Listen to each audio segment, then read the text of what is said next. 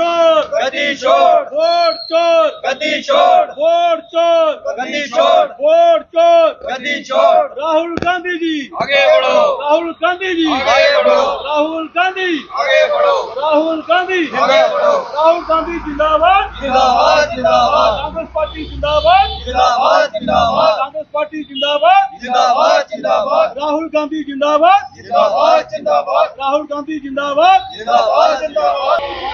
Vote चोरी बंद करो, बंद करो, बंद करो। वोट चोरी बंद करो, बंद करो, बंद करो। लोकतंत्र को लूटना बंद। कचाई कर लो साइन वोट चोरी मामले च आ जाओ। बहुत बड़ा इसी बात कहना चाहता हूं।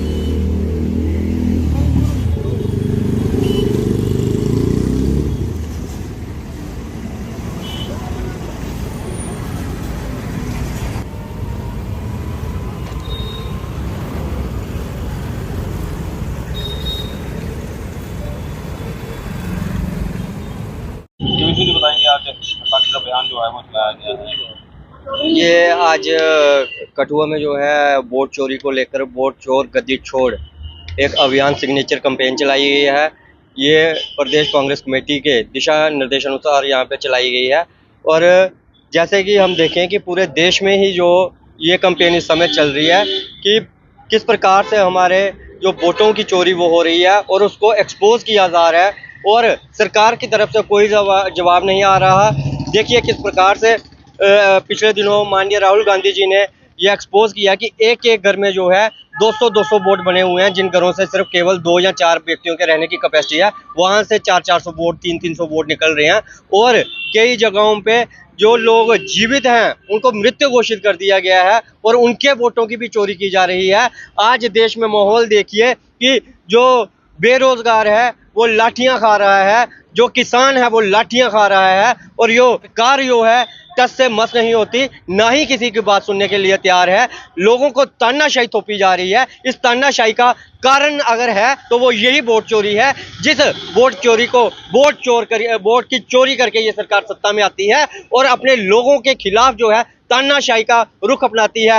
आज युवाओं को नौकरियां नहीं दी जाती, युवा आज हताश हो चुका है। आज हमारे किसान जो है वो हताश हो चुके हैं। देश की जनता महंगाई से त्रस्त हो चुकी है, लेकिन ये सरकार है, ये सरकार गुणगान करने में व्यस्त है। और जहां भी देखो पहले ही इलेक्शन से पहले बता दिया जाता है कि यहाँ पे हमारी इतनी सीटें आएंगी, यहाँ पे हमारे इतने वोट डाले जाएंगे, अब की बार कभी 400 पार, अब की बार 300 पार। वो वोट चोरी करके जो है ये नारे दिए जाते हैं। अब ये एक अवेयरनेस कैंपेन चलाई गई है कि पब्लिक को जो है अवेयर किया जाएगा, हर तबके को, चाहे वो स्टूडेंट हो, चाहे वो हमारा युवा हो, चाहे कोई हमारा मजदूर हो, सभी वर्गों को जो है ये अवेयर किया जाएगा कि अपना वोट चोरी नहीं होने देना है, अपने वोट की रक्षा हमने खुद करनी है और इस तानाशाह सरकार को ये है सत्ता से हटाना है आने वाले दिनों में। जय हिंद, जय भारत। जैसा कि हम सब जानते हैं कि 2014 में जब मोदी सरकार आई, हम मानते हैं कि लोग चेंज चाहते थे, लोगों ने मोदी सरकार को वोट डाला, लेकिन उस समय भी जितनी सीटें इनकी आई कोई आशा नहीं थी। और उसके बाद पुलवामा के नाम पर इन्होंने वोट लिए, लेकिन लोग दुखी थे ग्राउंड पे। अब जो लोगों से पूछा जाता था, लोग बोलते थे हमने तो बीजेपी को वोट डाला ही नहीं। और जब इनकी मीटिंग्स होती थी संघ वालों की, बीजेपी वालों की, तो वो वोट पड़ने से पहले ही बोल देते थे कि हमारा कैंडिडेट 1 लाख वोट से जीतेगा, हमारा कैंडिडेट 1.5 लाख वोट से जीतेगा। इतना कॉन्फिडेंस कैसे? जब लोकतंत्र में वोट लोगों को अधिकार है तो उनके कार्यकर्ताओं के पास ये आंकड़ा कहाँ से आया? तो कहने का मतलब ये है कि एक जो चोरी थी वो अंदर खाते में वो चल रही थी, जो जाली वोट वो पढ़ रहे थे। आपने देखा कि राहुल गांधी जी ने कर्नाटक में एक कॉन्स्टिट्यूंसी का बड़े लेवल में देश में खुलासा किया और जिसकी वर्ल्ड लेवल पे निंदा हो रही है। और इलेक्शन कमीशन जो एक फेयर तरीके से जिसको काम करना चाहिए, आज वो भी बीजेपी के दबाव में काम कर रहा है और बीजेपी उसको डिफेंड कर रही है। ये साफ दर्शाता है कि इस लोकतंत्र में वोटों की, लोगों की हत्या हुई है।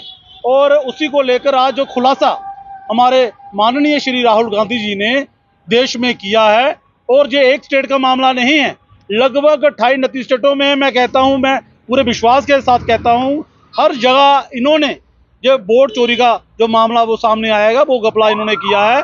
और जो 100 सीटें इन्होंने जीती हैं वो चोरी के आधार पर जीती हैं। और जो इनकी सरकार, मोदी सरकार की जो 240 सीटें आई, उसमें 100 सीटें जो हैं वो चोरी के आधार पर, वोट चोरी के आधार पर वो जो MP इनके जीते हैं। और आज उसी को लेकर हमारे जिला कांग्रेस कमेटी के जितने भी कार्यकर्ता, हमारे सीनियर लीडर, उन्होंने आज सिग्नेचर कैंपेन जहां पर DC ऑफिस के पास चलाई है।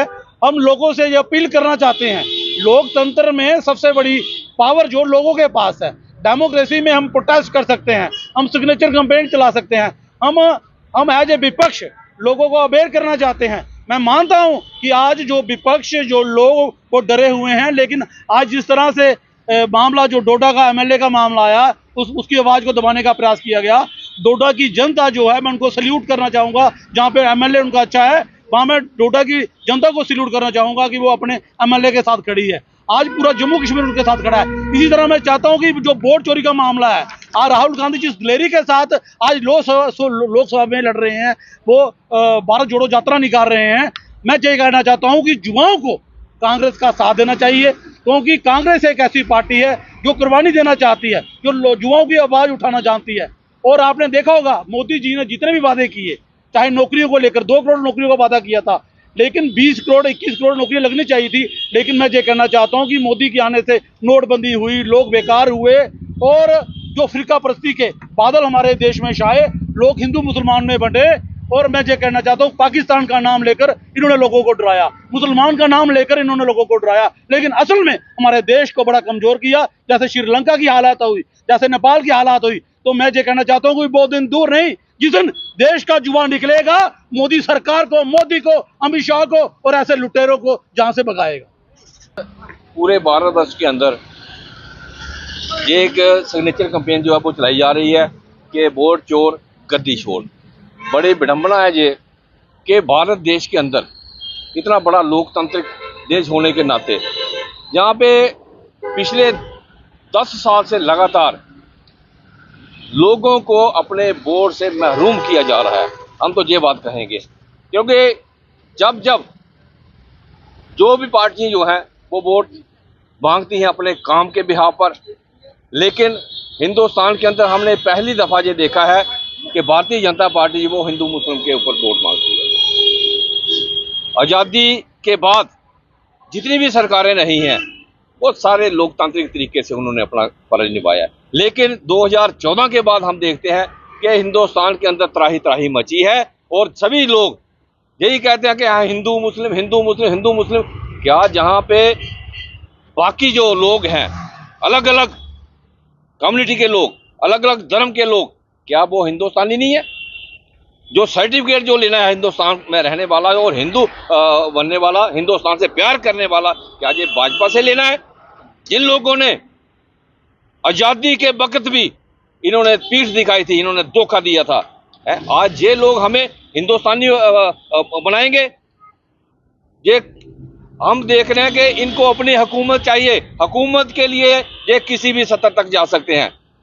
आज हमारे बच्चों का जो है सवाल जो है, बच्चे दर बदर घूम रहे हैं, बच्चों का जो फ्यूचर जो है वो डार्क है। बच्चों ने हाई, आप हमें वोट दें और पंजे पे मोहर लगाएं। नेशनल कॉन्फ्रेंस बोलेगी कि हल पे वोट लगाएं, और हमारे जो महाराष्ट्र के अंदर शिवसेना होगी UBT की, तो वो अपने चुनाव चिन्ह बताएंगी। शरद पवार जी बोलेंगे गड़ी के ऊपर मोहर लगाएं, लेकिन ये पहली एक पार्टी है भाजपा, ये कहती जहां मर्जी लगाओ, क्योंकि इनको पता है कि हमने वोट चोरी करना है, आखिर जीतना हमने है। ये कैसे आप देख सकते हो कि हिंदुस्तान के अंदर बाकी चुनाव की बात तो छोड़िए, जम्मू कश्मीर के अंदर वोट जो है वो बिल्कुल नहीं है। जहाँ पे रेलगाड़ी जो है वो श्रीनगर नहीं जा रही है, वहाँ पे 3 दिन पहले जब जो उनको बच्चों को जो एडमिट कार्ड मिला, तो वहाँ पे जब उन्होंने बच्चों ने अप्रोच की रेलवे में अपनी रिजर्वेशन कराने के लिए, तो 170 वेटिंग, 150 वेटिंग, उन बच्चों का फ्यूचर जो है बिल्कुल डार्क। 7 साल की उनकी वो उन्होंने जो तैयारी की थी, 4 साल की उन्होंने डिग्री हासिल की थी, आज वो लोग जो हैं 3-3 हजार का उन्होंने फॉर्म भरा था, आज वो बच्चे जो है वो कल वहाँ पे अपना एग्जाम नहीं दे पाए। ये किसने देखना है? और इनको जब नहीं हो रहा है, और ऐसी सरकारें हमें चाहिए, और खास तौर से सचेत रहना चाहिए हमारे बच्चों को, नौजवान साथियों को, कि आपके साथ